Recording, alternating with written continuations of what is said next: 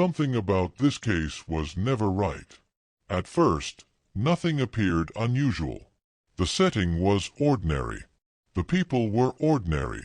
The circumstances seemed routine enough to avoid scrutiny. That is what makes this case so difficult to understand. There was no clear point where things went wrong. Instead, there was a slow drift away from normality, subtle enough that no one reacted until it was far too late.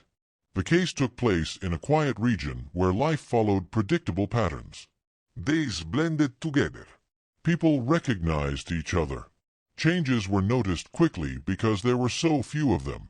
It was the kind of place where routines mattered, where absence was noticed, and where silence carried weight. The individuals at the center of the story were not strangers to this environment. They were part of it.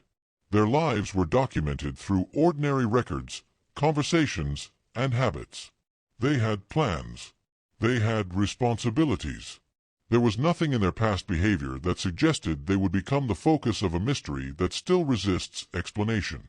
In the period leading up to the incident, everything appeared normal. Communication was consistent. Behavior was predictable. There were no reports of conflict, fear, or distress. If there were internal struggles, they were not visible to anyone else.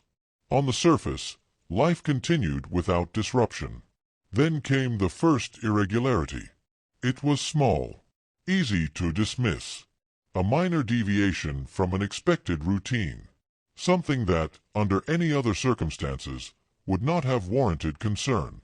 But later, it would be identified as the moment when the case quietly began to unravel. Attempts to clarify the situation were initially casual.